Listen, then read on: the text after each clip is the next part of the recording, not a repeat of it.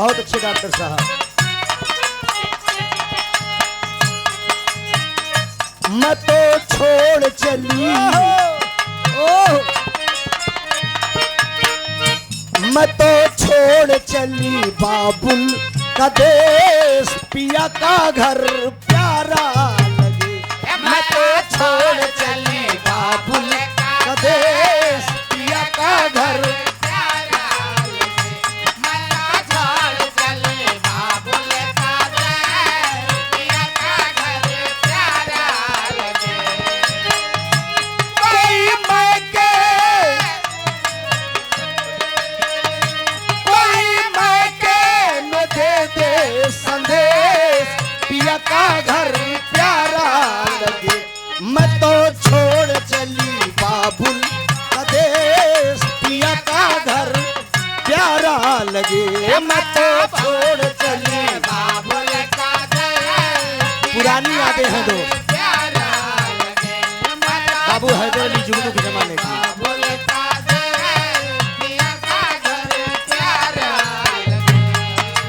कंकड़िया मार के जगाया, कंकड़िया मार के जगाया, कल तू मेरे सपनों में आया।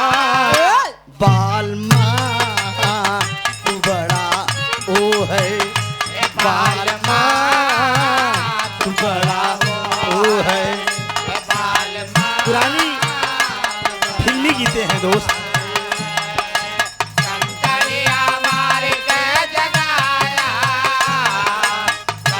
मेरे सपनों में आया, बाल माँ तू बड़ा वो है, बाल माँ। हाँ हाँ सोई थी मैं, हाँ हाँ खोई थी मैं, नींद टूटने पे यार बड़ा रोई थी मैं। बोलो मुन्ना।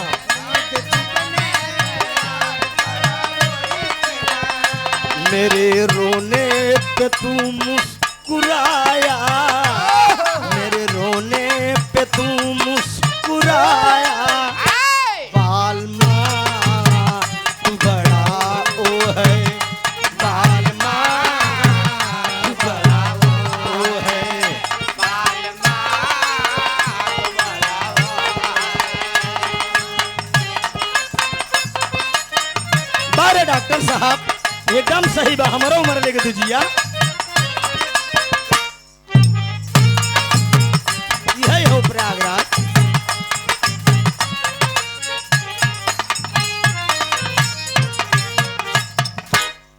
एक आवश्यक सूचना, कमेटी के लोग का मंगवाई भैया, पानी मंच पे पानी दे मीरा जी के।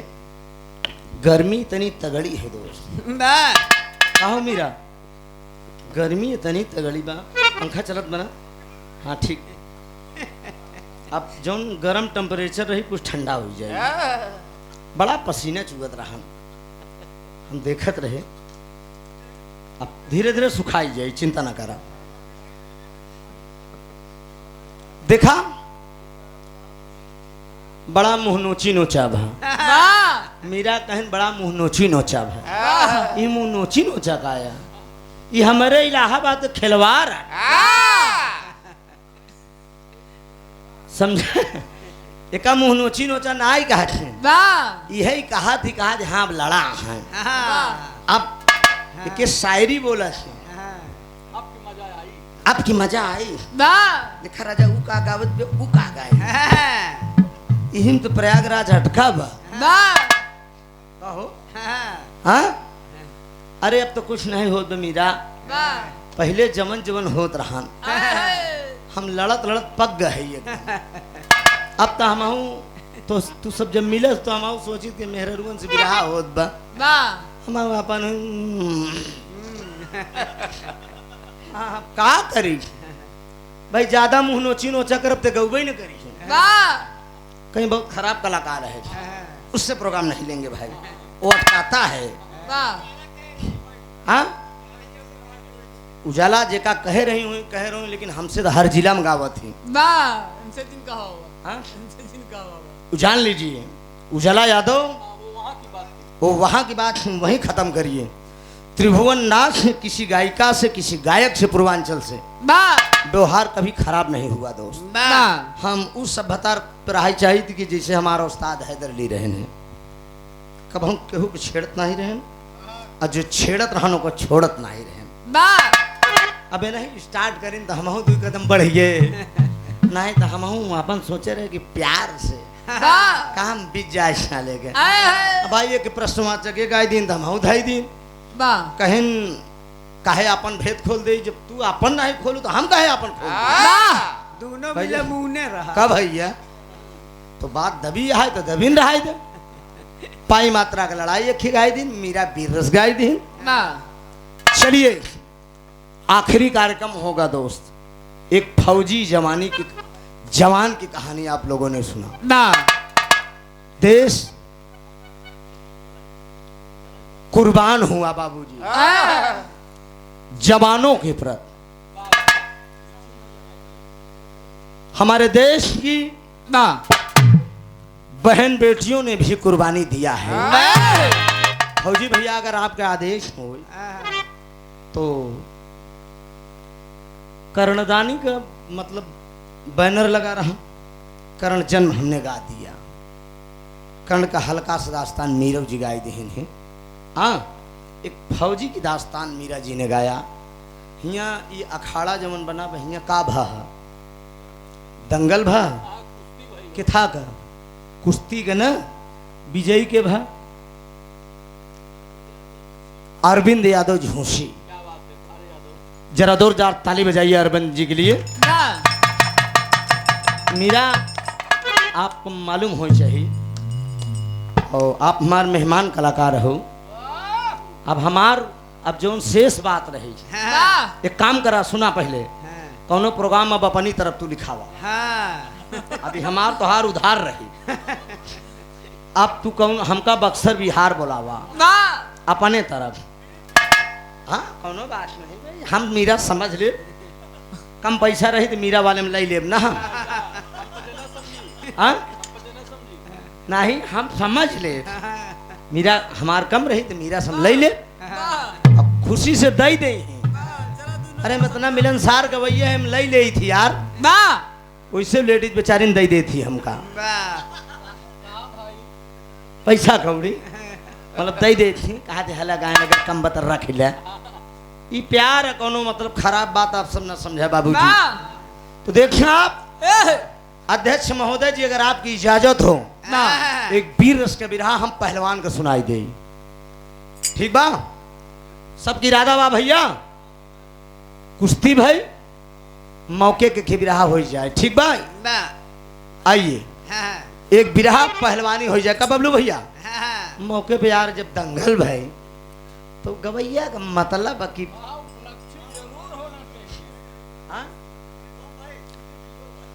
विद्युत जीवा वाला रे सुने रहा का कहूँ।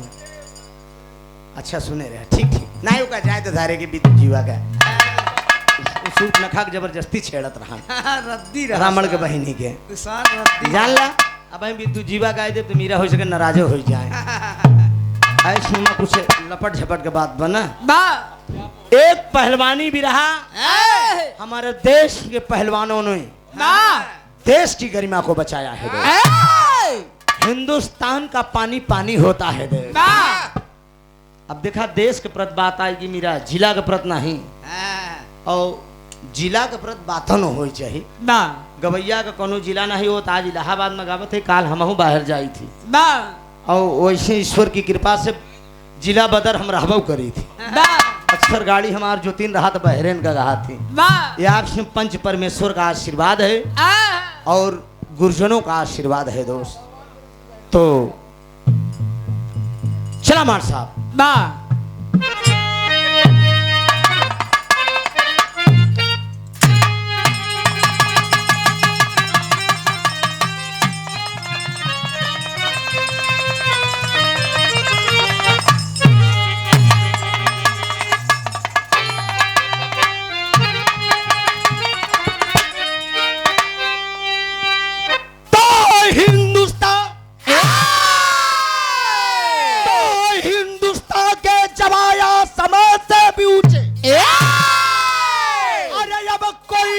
तू फया कर इन्हें या जमाले धरती की कश्ती है सागर सगे रीते चुनवती तो उसको डुबा दे सर कटेगा मगर सर झुकेगा नहीं अरे लहू तेल बनकर करेंगे उजाले अरे ये भारत हमारा यो हम भारतीय है अरे वतन आबरू है हमारे हवाले।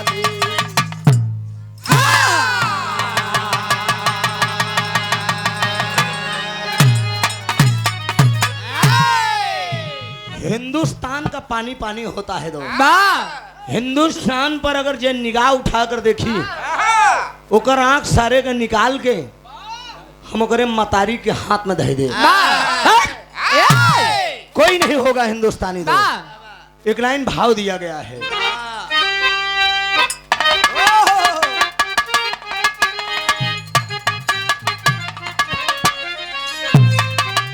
कोई प्रेमी अपनी मासूका के लिए कहता है समझा। अब बहन कहन कि हमें ये कहा था कि हीरोइन अरे हमारे हीरो हमसे छोट है मीरा मर्द के तनो छोट हो लेकिन मेहरारू से चाहे तने बड़ा रही लेकिन रही जरूर समझा। उम्र हमारा कम नहीं बा लेकिन अगर तोहार स्टील बॉडी बा देखो एकदम पेवरल बॉडी समझू। अरे अबे तो तू तो मतलब दूसरी बार मिली है नई लड़की से विवाह हो तो पूछे दिया आपकी शादी हुई है कि नहीं हम कहे तो आप अपने में एडजस्ट कर लीजिए समझू। अब बेटवा हमार सियान हो गया है चिंता करे कि नहीं बा बस 4 साल बाद पतो ले जाऊ हीरो जैसे लड़कियां दोनों वहां देखे के बाद एकदम लार टपक जाता इशारा है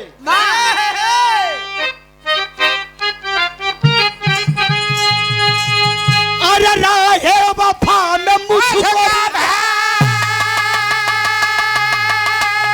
अरे राहे वफा में मुझको अरे तू आजमा के अरे आशिक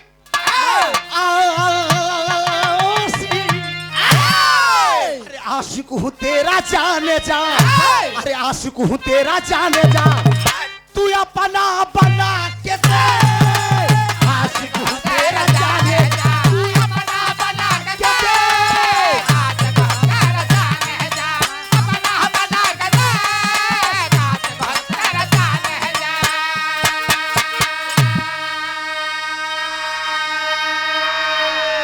लिखने वाले कवि ने लिखा है गाने के बाद कि हिम्मत हो तो जंग में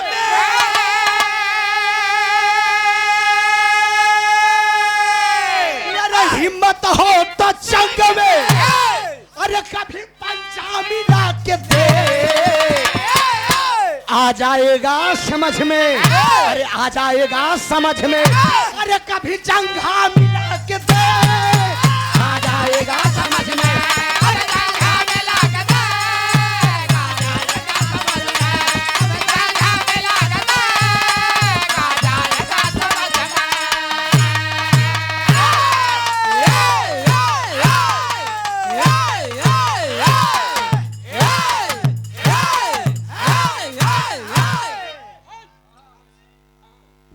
आराम से पीटो आकाश तुम्हारी तबीयत खराब है यार इनकी दवा चल रही है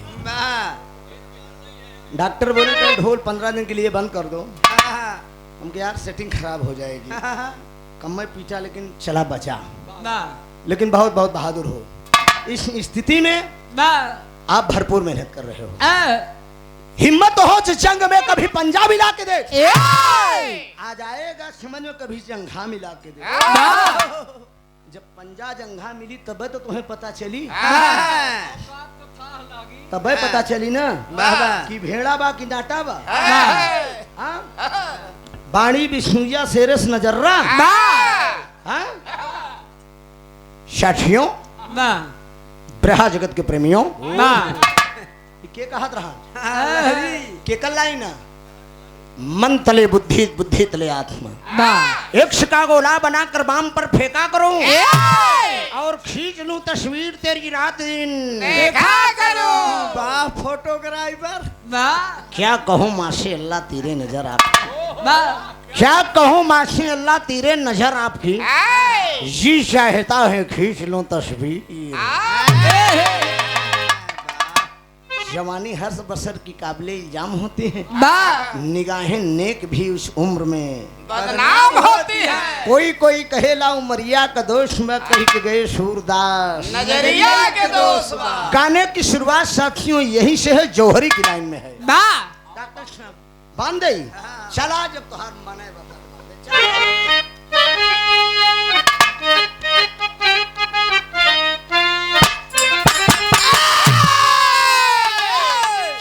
का भूमिका कवि जी जौहरी का देख।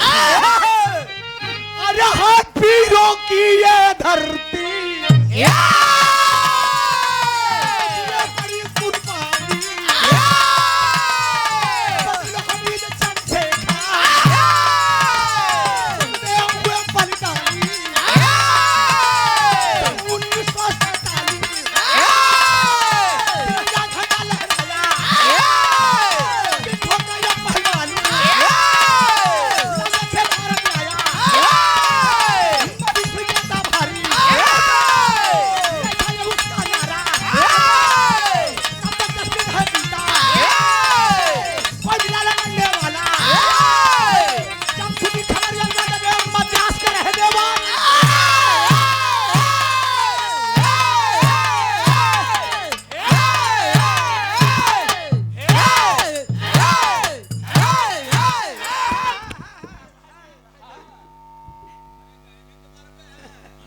नहीं तो पिटवा ही बवाल न मचवा, आराम से काम करा। ऐसा बा मर्द और घोड़ा कभी बुढ़ा नहीं होते हैं। इतने समय के भी फल खाता है। गौर करेंगे बाबूजी, सन 1947 की बात है। भारत के अंदर एक पहलवान आया था, लंदन से एक पहलवान आया जिसका नाम पत्रिका में बताया गया किंग्सफोर्ड। नागपुर में आकर पूरे हिंदुस्तान के पहलवानों को चैलेंज कर दिया, है कोई माई का नाम जो मुझसे हाथ मिला सकता है? लहो देसी चिरैया मराठी भाषा। एक साले के पता ही नहीं कि हिंदुस्तानी डिब्बे का दूध नहीं पीते हैं, मतारी का दूध पिए। जल्दी हिंदुस्तानी गर्म नहीं होते, ये गर्म हो गए तो फिर ठंडा नहीं होता। अबे पता ही नहीं, अगर गर्म हो गया तो ठंडाई वाली मशीन ना हो, 2-3 घंटे चाहिए।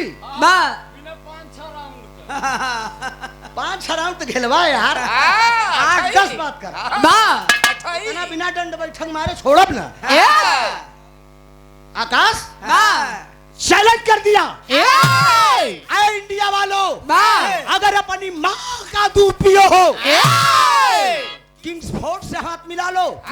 ए भैया केहू लड़ाई में तैयार नहीं होता। एक मतारी चली जात रही जिसका पत्रिका में नाम बतलाया गया शीला।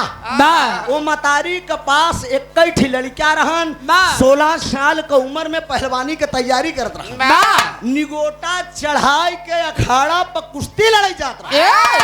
मतारी शीला जब पत्र पाए, पत्र में लिखा था कि हिंदुस्तान का कोई भी पहलवान मुझसे लड़ सकता है। अरे बाप ने मतारी पत्र उठाए ले, पत्र लेके घरे आए, अपने बेटवा का दे, बेटवा वही निगोटा खूटी पर टांगत बा।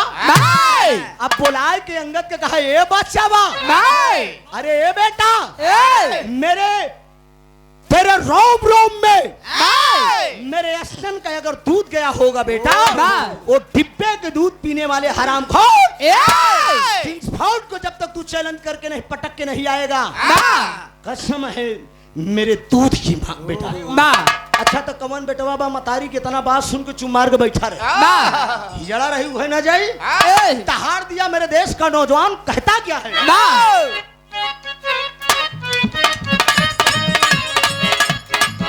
है तरस के लाइन बा गोरी देहिया कोरी चुनरिया गोरी देहिया कोरी चुनरिया भीगो ना बरसात में गोरी देहिया कोरी चुनरिया भीगो ना बरसात में गोरी देहिया कोरी चुनरिया भीगो ना बरसात में।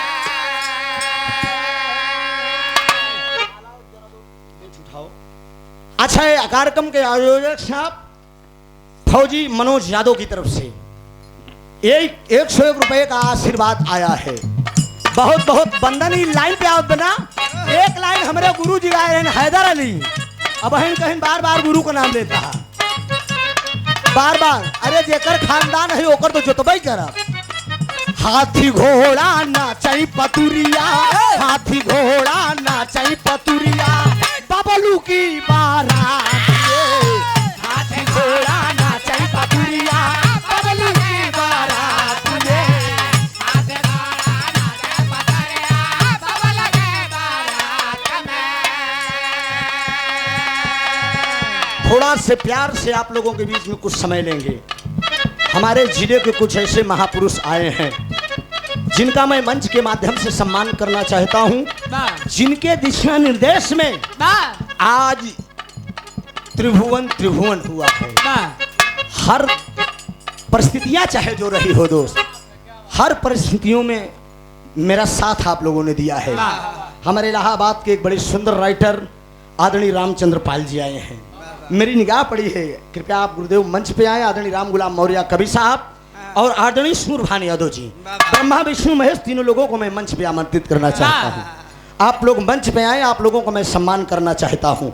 हाथी घोड़ा नाचई पतुरिया हाथी घोड़ा नाचई पतुरिया बबलू की बारात में हाथी घोड़ा नाचई पतुरिया बबलू की बारात में हाथी घोड़ा नाचे पतरिया बबलू की बारात में।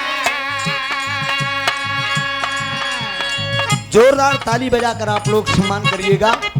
मेरा कर्तव्य बनता है दोस्त हम ये चाहते हैं कि इलाहाबाद से बिरहा बबलू भाई जाए ना हम गाएं या ना गाएं या बबलू गाएं या भैराज भाई गाएं या सूरज यदुवंशी गाएं कोई भी कलाकार गाए लेकिन मैं यही चाहता हूं कि दोस्त बाहरी कलाकार ये न सोच पाए कि इलाहाबाद में कोई गाने वाला नहीं है। हम ये बात मेरा कहा थी जब हिंगा गवैये न रहे तो गऊ कैसे के बोलाइए का बता दोनों बिलायती बोले ही का एक देशी और एक विलायती होना चाहिए दो कम से कम जिला में ऐसा रहे तो तोहार को टक्कर तोहार सब नहीं दे पास कम तनी मुंह तो नोचे ऐसा कलाकार होना चाहिए। थोड़ा ताली बजाकर आप लोग सम्मान करिए। सम्मान की कड़ी में सबसे पहले आदरणीय रामचंद्र पाल जी के लिए आप जोरदार ताली बजाइए।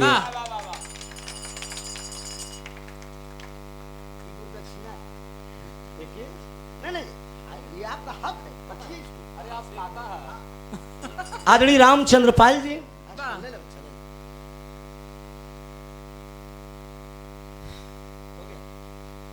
सम्मान की कड़ी में इलाहाबाद के एक ऐसे शुद्ध कलाकार राइटर जिनकी लेखनी को लोहा माना गया चाहे हम हो चाहे प्रीतिपाल हो चाहे सोना सोहानी हो चाहे सावित्री बागी हो चाहे प्रियंका माधुरी हो जिले का कोई भी कलाकार कम से कम आपने 2000 गीत गवाने का काम किया है कलाकारों से। आदरणीय प्रिंसिपल की पद छोड़कर आपने जो है राइटर हाथ में कलम उठाए आप केवल हम बच्चों के लिए कि इलाहाबाद से बिरहा जाए ना। आदरणीय राम गुलाम मौर्य कवि जी मऊआमा बागी से जोरदार ताली बजाइए आप लोग। हमारे धर्म के गार्जियन हमारा सुख दुख में आप लोग आपने साथ दिया है। जब त्रिभुवन को कोई नहीं जानता था बिग गंगा जैसे चैनल पे आपने अपने मामा श्री भुवर यादव से कह के वहां तक पहुंचवाने का काम आपने किया। आदरणीय सूरभान यादव जी फतुहा हनुमानगंज आदरणीय कवि साहब का मैं सम्मान कर रहा हूं।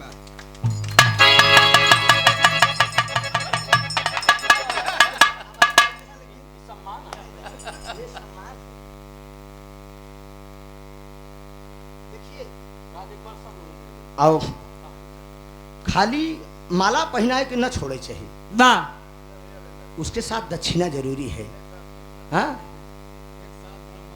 मेरा आपकी कृपा से सब काम हो रहा है, करते हो तुम करहैया, मेरा नाम हो रहा है। वाह अब का कमन कभी, अब का चाहिए, दूध पूत धन दौलत सब तो मिल गया हमका। वाह हाँ, केवल आप लोग ऐसे हथवा रखे रहा, काम सब होत रहे।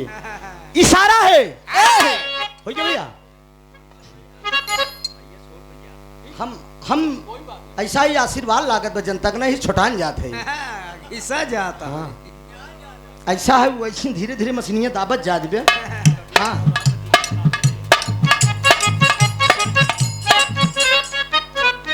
जल्दी समय ना कर, जल्दी ले ले मोर भाई, ध्यान में देना।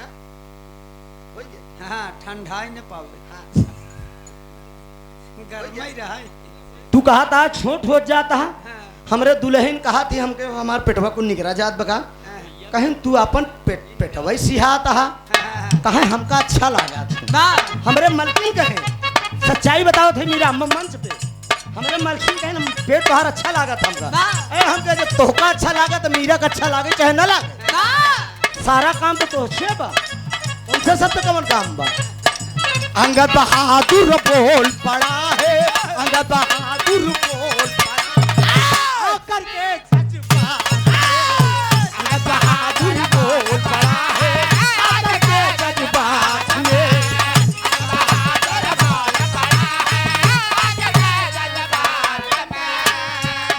कसम है माँ तेरे दामन की ताकि नहीं लगाऊंगा। कसम है माँ तेरे दामन की।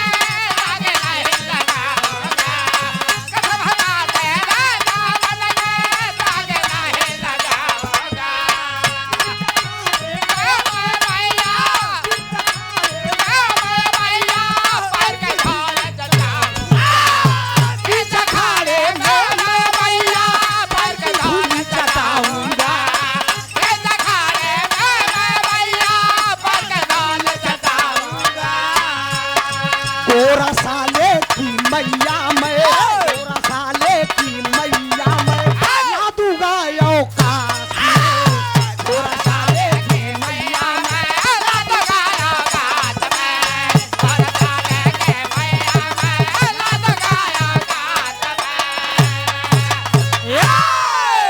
अंगद बहादुर बोल देस कहा ये माई तोहरे चरण के सौगंध खाए कहा थई।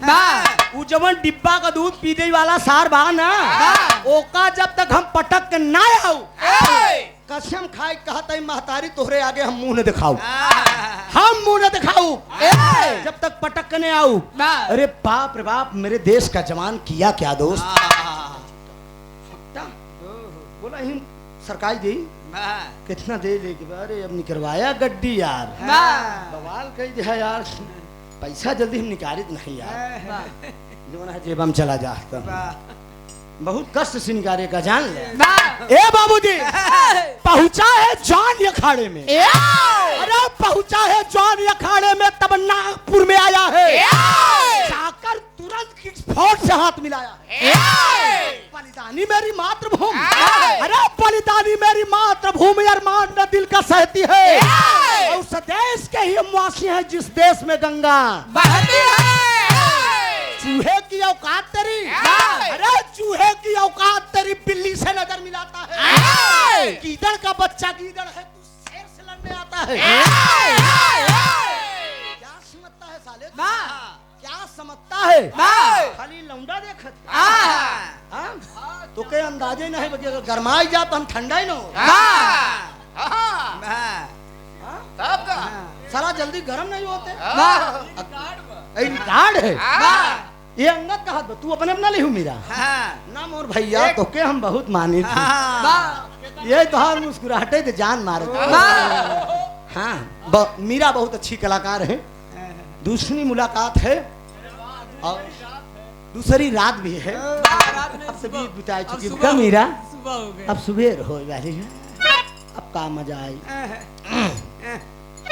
बहुत अच्छी कलाकार हैं बाबूजी, और कलाकार को चाहिए कौनो यही एक जिला में गावे नहीं, बाहर जगह भेंट मुलाकात हुई तो यही संबंध बना के गाना गाना होता है दोस्त। ये बात आप ध्यान दो बाबूजी। कहा चूहे की औकात तेरी, अरे चूहे की औकात तेरी बिल्ली से नजर मिलाता है, और गीदड़ का बच्चा गीदड़ है, तू शेर से लड़ने आता है। साले तेरी क्या औकात है? दांव पर दांव लगा कर, अरे दांव पर दांव लगा करके एक विदेशी को झटक दिया। मेरे देश का पहलवान संभल कर धोबिया पछाड़ से मारे चारों खाना चीज मोह गए सब, लंबा लंबा लेट गए। अब मीरा कहेंगी हीरो तो हमारा लेट गया, स्वाभाविक है। दमबाजी से कलाकार गाएगा तो निश्चित है लेट जाएगा।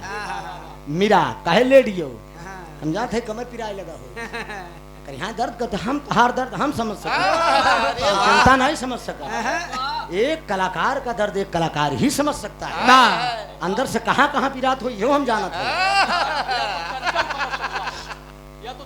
कसम से कहा था मंच पे हम समझ सकते हैं कहाँ कहाँ तो हर दर्द होता नहीं। कहा बहन उतर के बाद पूछ ले, बताई दी एकदम सच्चाई हमका कहाँ कहाँ पिरात हुई। ध्यान दे आप। हाँ हो गायकी में बड़ी मेहनत होता ना बबलू भैया, आप जानना है। अरे हंसा का मार का तो नहीं पिरात बगा पैसा ए दोस्त हंसा भाई नहीं कहेंगी त्रिभुवन मजा लेते रहे। जय सिंह यादव भैया की तरफ से 100 रुपया का पुरस्कार, भैया का प्रणाम आशीर्वाद की परीक्षा है। उठा के पटक दिया अंगद पृथ्वीराज भैया, और जब पटक दे से एकदम मर गए सची। अंगद किंग्सफोर्ड के साथ जो लंदन के लोग आए थे वो चले गए, चूंकि किंग्सफोर्ड मर गया। दवा इलाज लोग ले गए लेकिन कोई बचा नहीं पाया। जब वो नहीं बचा, जब वो लंदन के लोग चले गए, इसी बीच में हमारे देश के जो पहलवान था 16 साल से और उम्र जब हो चुकी है, तो उसकी राधा नाम की एक लड़की के साथ शादी हो गई। शादी जब भाई दुल्हन घरे लिया, सुहाग रात का तैयारी करता। और उस समय हमारे देश के प्रधानमंत्री कौन थे? पंडित जवाहरलाल नेहरू जी, राष्ट्रपिता महात्मा गांधी जी। ये लंदन के लोग मेरे देश के पहलवान के साथ साले एक चाल किए। तरस का लाइन बा डॉक्टर जियो शेर। अरे तौबा कैसे है, अरे तौबा कैसे है नादान घुघरू पायल के, तौबा कैसे है नादान घुघरू पायल के, तौबा कैसे है नादान घुघरू पायल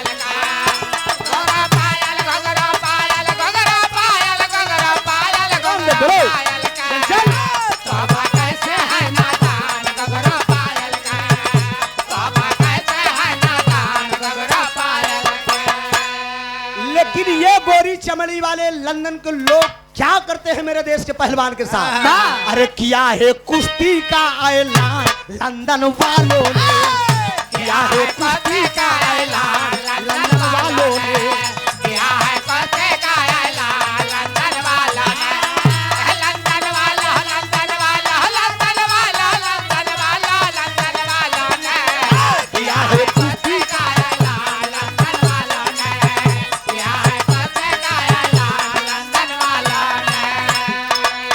गवना करा के अंगद लाए घर दुल्हनिया, गवना करा के अंगद लाए घर दुल्हनिया, गवना करा के अंगद लाए घर दुल्हनिया, लाए घर दुल्हनिया हो लाए घर दुल्हनिया, लाए घर दुल्हनिया हो लाए घर दुल्हनिया, गवना करा के अंगद लाए घर दुल्हनिया। आप विधान करा चाहे विधान करा चाहे विधान लंदन वालों ने, कुश्ती का दोबारा ये ऐलान लंदन वालों ने, कुश्ती का दोबारा ये ऐलान लंदन वालों ने, कुश्ती का दोबारा ये ऐलान लंदन वालों ने, कुश्ती का दोबारा लंदन वाला लंदन वाला लंदन वालों ने, कुश्ती का दोबारा के ऐलान लंदन वालों ने, कुश्ती का दोबारा के ऐलान लंदन वालों ने। हमारे देश के प्रधानमंत्री पंडित जवाहरलाल जी के पास वाह लंदन के लोगों ने एक पत्र भेजा कि आपके पहलवान की कुश्ती हम लंदन के लोग देखना चाहते हैं। वाह हमारे लंदन की धरती पे आप अपने पहलवान को आमंत्रित करिए। वाह ये हमारे लंदन की जनता की मांग है। गौर करेंगे, लंदन के एक स्टेडियम में कुश्ती रखी गई थी। वाह बाबूजी पंडित जवाहरलाल नेहरू, राष्ट्रपिता महात्मा गांधी जी लेकर पत्र अंगद के पास पहुंचे। कहा बेटा लंदन से एक पत्र आया है, कुश्ती रखी गई है, क्या तुम लड़ने के लिए चलोगे कि नहीं? अंगद कहा बाबूजी पानी गए जिंदगानी को उन्हें काम कर। अगर देश का गौरव, देश के सम्मान मेरे जाने से अगर बचता है तो हिंदुस्तान के लिए एक एक कतरा कतरा मेरा कुर्बान हो जाए। बारे मेरे देश का जवान अपनी नई नवेली दुल्हन के पास आता है, राधा से कहती है कि प्राण प्यारी लंदन से एक पत्र आया है, कुश्ती रखी गई है, क्या मैं लड़ने के लिए जाऊं कि न जाऊं? दुल्हन नई नवेली है, हाथ की मेहंदी भी नहीं छूटी है। वो कहती है कि पिया आपके जाने से अगर मेरे देश का गौरव बढ़ेगा तो आप जा सकते हैं। हम आप अगर जिंदा रहेंगे तो सुहाग रात तो फिर हो जाएगी, लेकिन देश का शान चला जाए तो वापस राधा दुल्हन इजाजत दे देती है, अपनी माँ के पास जाता है, शीला से कहता है माँ लंदन से एक पत्र आया है, क्या मैं लड़ने के लिए कुश्ती जाऊं कि न जाऊं? मतारी का अरे मोरे लाल हमें गर्व बा बेटा, तू जरूर जा बेटा, यही तो मेरी ख्वाहिश थी। बेटा अपने माँ को मतारी अपने बेटा को बैठा लेती है बाबू, अब बैठाए के आंचल फाड़ देती है, थाली में आरती लगाती है और इशारा करती है, अपने बेटे की आरती उतार रही है और बेटे को विदा कर रही है। यो हमारा उम्र लगी जी आप। अरे कैसे सुनाई अरे कैसे सुनाई सुख, अरे ससुरे का गोरी सैया हमारा चाँद बाड़न, अब हम हई चकोरी। ये लाइन मार कर काम में काम हो जाए, ये दुल्हन का इशारा बा। लेकिन मतारी का करती बा, अरे माई अपने बेटावा के, अरे माई अपने बेटावा के, अरे आरती उतारेली, अरे कुश्ती लड़ाना बादे लंदन भेजा।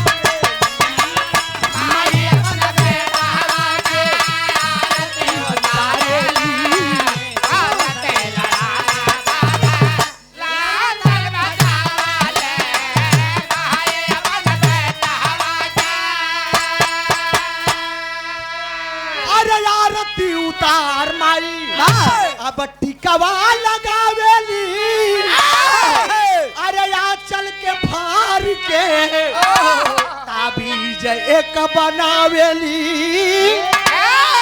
अरे या चल के फार के ताबीज एक बनावेली, अरे दे के आशीर्वाद जनली, अरे लाल के बुझावेली।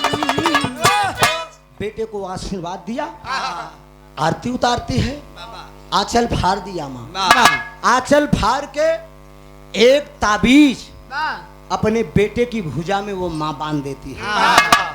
भुजा जब भुजा में ताबीज बांधती है, अरे विरह के सुनने वाले श्रोता बंधु, मेरे मुकद्दर के मालिक जब वो भुजा में ताबीज बांधती है, एक ही बात अपने बेटा को समझा रही है माँ, बेटा मैं तुझे आशीर्वाद दे रही हूँ, लेकिन इतना याद रखना ये ताबीज जब तक तेरी भुजा में रहेगी कोई भी दुश्मन तेरा बाल बांका नहीं कर सकता। और इतना भी याद रखना, जिस दिन ताबीज तेरे भी भुजा से जमीन पे गिरेगी तेरे साथ कुछ भी घटना घट सकती है।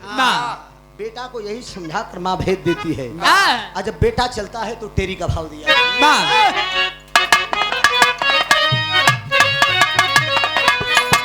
अरे मोरे राम मतवाला बन के चल भा से रवा, अरे मतवाला हो मतवाला बन के चली भात से रवा अरे तयवनी पिलक के हस्ती बारे हिम्मत वाला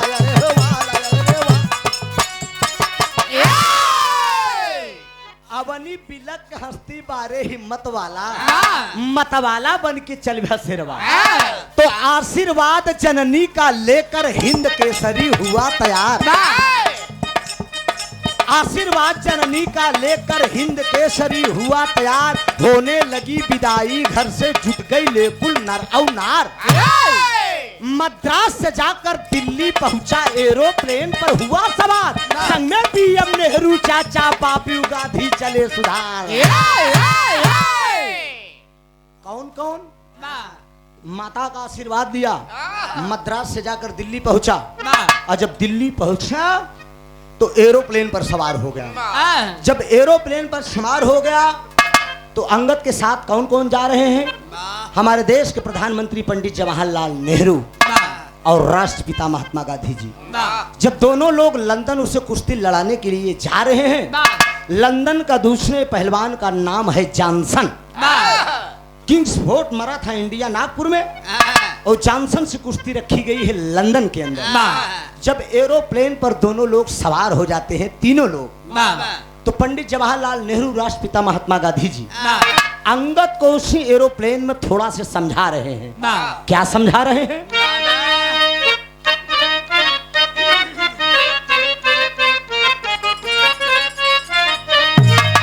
यह दर्ज का लाइन बा कि अरे पोपो बजा बजा के हारन रोज बुलावे बालमा पोपो बजा बजा के हारन रोज बुलावे बालमा पापा बजा बजा के हारन रोज बुलावे बालमा कि पोपो बजा बजा के हारन रोज बुलावे बालमा कि हमके जैलों में बैठा के रोज घुमावे बालमा कि हमके जैलों में बैठा के रोज घुमावे बालमा हमका बालमा लेकिन अंगद के साथ कौन कौन लोग चल रहे हैं कि अंगद के संग चली भय पीएम राष्ट्र पितामह बापूजी कि अंगद के संग चली भय पीएम राष्ट्र पितामह बापूजी अंगद के संग चली भय अमराज पितामह बाबूजी कि अंगद के संग चली भय पीएम राष्ट्र पितामह बापूजी कि भाई ने एरोप्लेन पे समझाव तब समझाव बापूजी कि भाई ने एरोप्लेन पे सवार तब समझाव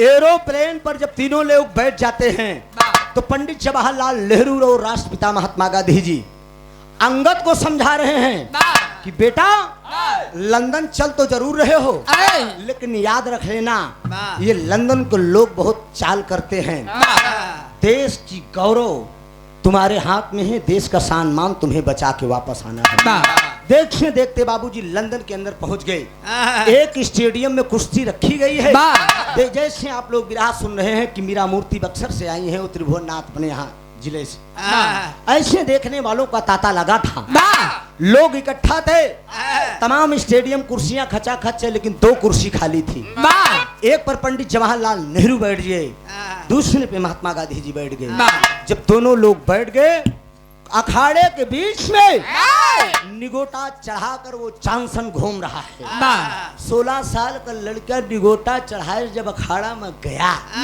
ये भैया जब जाता तब पहपट का लाइन दिया गया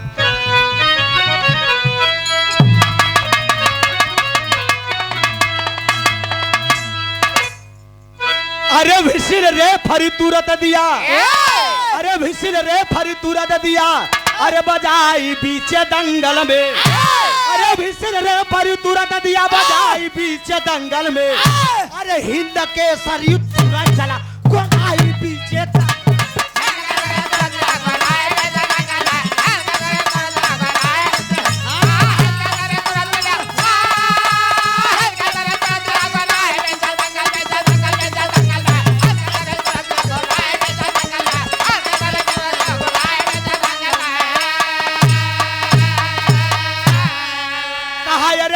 पार की कुश्ती होगी, अरे चांद सा तब ललकारा हो, कहा जैसे मन हो यो इसे लड़ीला, हम है अंगद से जुझारा हो, कहा काला जंग पर तुरंत दिया लटाई बीच दंगल में, अजय से रोगिया भाई वेद बताई बीच दंगल में,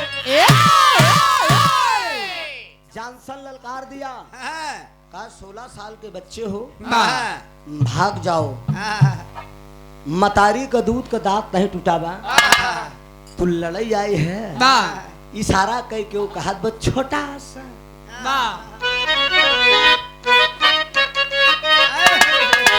यह लाइन बा, अरे छोटा सा नजराना पिया लौट के अब लाना, पिया याद रखोगे या भूल जाओगे,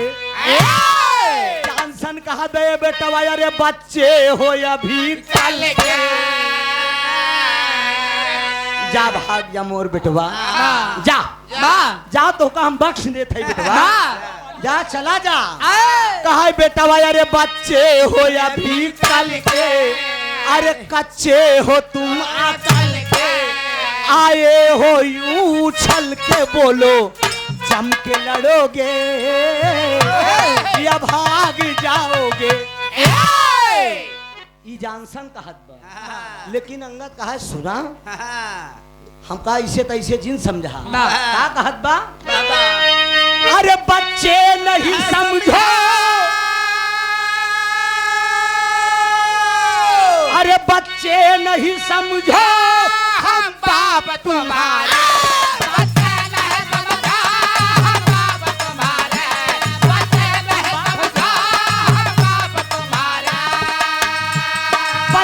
नहीं समझो हम बाप तुम्हारे, लड़ना है तो आ जाओ मैया के दुलारे, लड़ना है तो आ जाओ मैया के दुलारे, लड़ना है तो आ जाओ मैया के दुलारे, अरे रनवा में मैं तो अकेला मैया के गोदी में खेला, बातें नहीं बनाओ लड़ना है तो आ जाओ, बातें नहीं बनाओ लड़ना है तो आ जाओ, बोलो जब से लड़ोगे भाग जाओगे,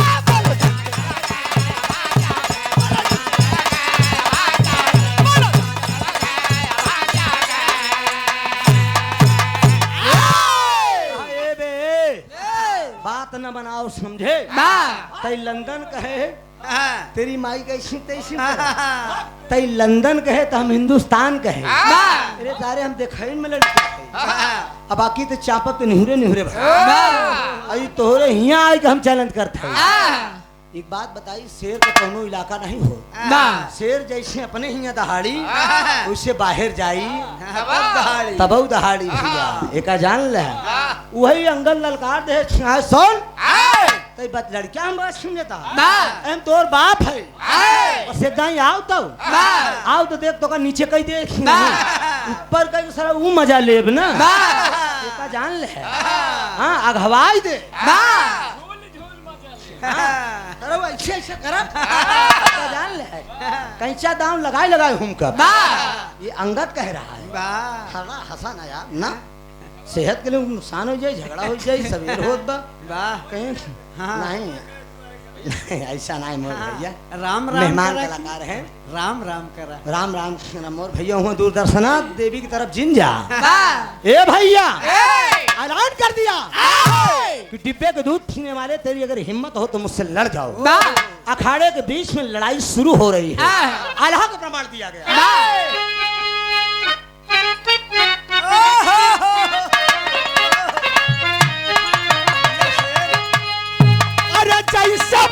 बजरंगी बाबू अरे धौला गुरी उठवले अरे लइके चल दिहले या बासुना सिरी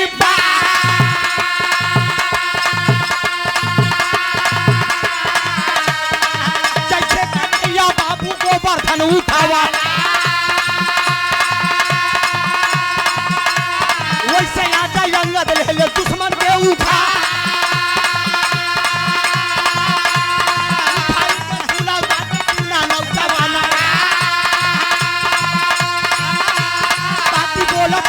की पाका सीतारा अरे बोला जान जाना अब छोड़ दे परनवा अरे लड़का समझ के लगे तो से तेरी माँ हिंदावा पे करके दावा हिंदा वाला तेरा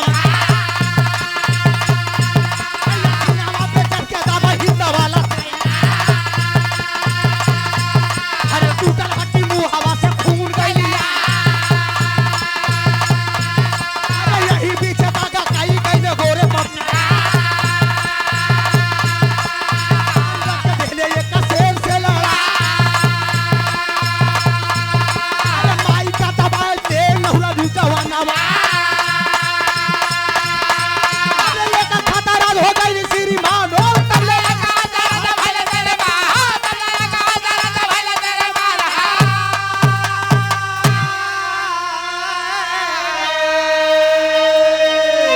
आदरणीय मनोज यादव जी फौजी भैया इस बिरहा को सुन के आनंद आया ना तबीयत हरियर हुई ना हाँ तो हम मौके की बात दी है एकदम अब बाकी शील्ड जमनी टांगे है इससे कोई मतलब मेरा नहीं आप लोग दे दीजिएगा चाहे जिसको हमने अपना कर्तव्य किया वो भी अपना कर्तव्य की सीने पे झड़ के हुमत दिया 50 रुपए का पुरस्कार आपने मेरे इस वीर रस के विरह में दिया है बहुत बहुत वंदन अभिनंदन है मौके की बात थी हमने कहा कर्णदानी के जन्मोत्सव पे कार्यक्रम रखा गया है और दंगल और मेला हुआ था एक पहलवानी विरहा हुई जाए समझा कबबलू भैया ठीक रहा ना मौके की बात में तो सवेरे आप लोग गायन ससुरे दोनों लेकिन न करण के विषय में गायन न कोनो पहलवान का गायन पाँव हो जात पूरी जनता करियावत चली जात एक जनता के बक्से वाली है का जान लगर तन क्यों हुआ तो कहीं सारे मजाक कह गए इनके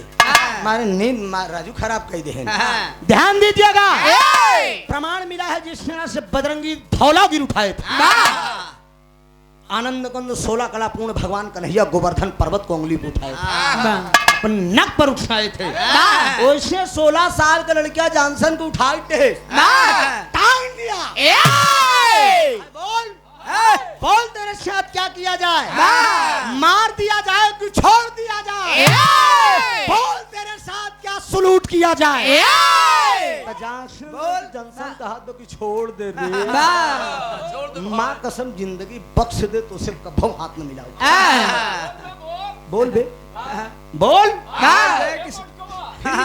सटकी तो का हम याद रखे सर हिंदुस्तान का पानी गहरा गहरा पानी नजर जी घुमाया मेरे देश का पहलवान उठा के पटक दिया पटक के बाबूजी सीने पे चढ़ के हुमुक दिया 3200 दांत निकल आए हाथ भर का जीभ निकल आए बाबूजी मुंह से खून फेंक दिया जब मुंह से खून फेंक दिया तो लंदन के लोग उस पहलवान को ले गए हॉस्पिटल लेकिन कोई बचा नहीं पाया वो भी मर गया लंदन का झंडा 3 दिन के लिए झुका दिया गया चूंकि वहां का पहलवान मर गया मातम मनाया गया शोक समारोह 3 दिन के लिए मनाया गया इसी बीच में पंडित जवाहरलाल नेहरू राष्ट्रपिता महात्मा गांधी जी लंदन के लोगों से कहने लगे कि हम लोग इंडिया जरूरी काम से जाना चाहते हैं बहुत काम है हमारे देश में हम लोगों की विदाई कर दीजिए लंदन के लोगों ने कहा कि आप दोनों लोग जा सकते हैं लेकिन आपके पहलवान की विदाई 3 दिन के बाद होगी शोक समारोह मनाया गया है पहलवान मर गया शोक समारोह खत्म होने के बाद हम लोग चाहते हैं बड़े सम्मान से आपके पहलवान की विदाई इंडिया किया जाए लेकिन इसी जगह पे पंडित जवाहरलाल नेहरू राष्ट्रपिता महात्मा गांधी जी कवि जी गलत कर दिए। वाह देश के पहलवान को जो छोड़कर लंदन चले गए, वाह इसी जगह पर वाह भारत वापस चले आए, लंदन के अंदर छोड़ के। वाह शोक समारोह खत्म हुआ। वाह बाबूजी ये साले चाल कर दिए गोरी चमड़ी वाले। वाह कटघरे के अंदर एक पागल शेर बधा था। वाह शोक समारोह खत्म होने के बाद वाह अंगद से कहने लगे कि तू बहुत बड़ा बहादुर पहलवान है, वाह तू इंडिया का सबसे बहादुर पहलवान है। वाह मेरे देश के दो पहलवानों को मौत के घाट उतार दिया। वाह ठीक है, वाह इस कटघरे में जो बधा शेर है पागल, वाह इस शेर से जिस दिन लड़ जाओगे, इसको पटक दोगे, उस दिन मैं जानूंगा कि तू हिंदुस्तान का बहुत बड़ा बहादुर पहलवान। वाह मेरे देश का पहलवान वाह पागल शेर से लड़ तो गया बाबूजी। सदर आलम यही बीचे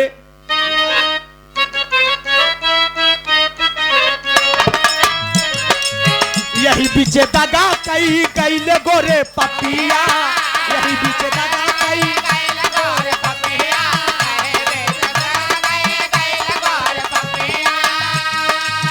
अंगद का देहले एक शेर से लड़ा, अंगद का देहले एक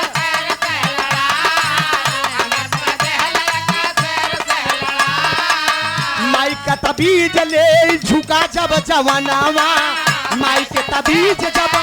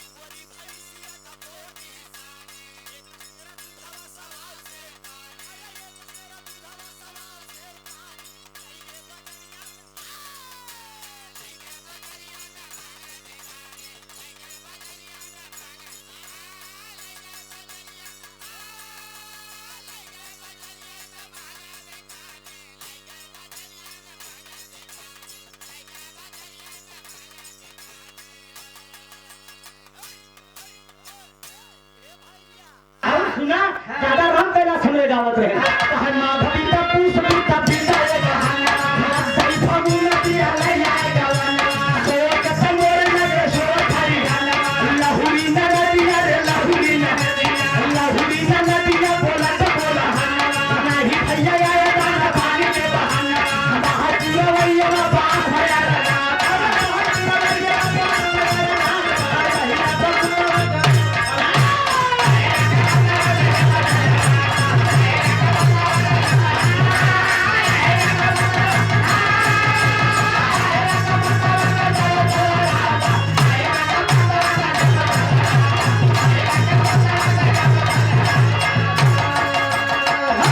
एक लाइन और बकाता राज लहरी गावत रहे कहा पिपरा के पाता मारा हम तोरे लाल का दक्षिणा वाता ना पिपरा के पाता मारा दादा वैसा हम तोरे लाल का दक्षिणा वैसा ना हजारा जाने तुझे रावण नहीं हजारा तुझे रावण नहीं जाना अपन भगवान का मिलावे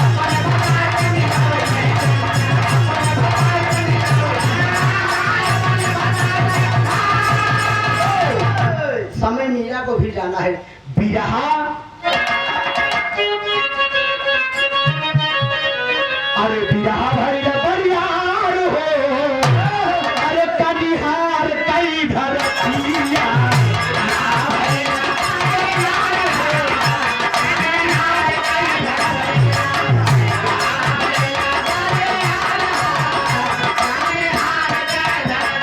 विनोद भोरी भैया विनोद भोरी भैया मेरा मूर्ति को बुलाए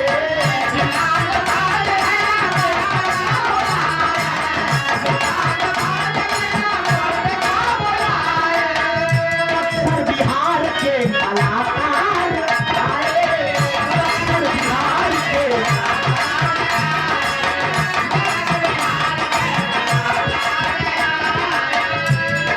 त्रिभुवन भी आए श्रीमार हो अरे त्रिभुवन भी आए श्रीमार हो कनिहार कई धरतिया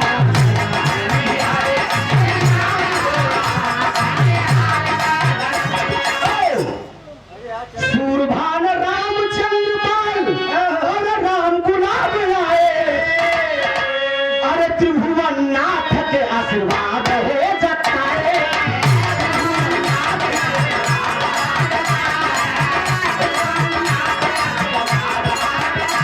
अरे पृथ्वीराज से मिला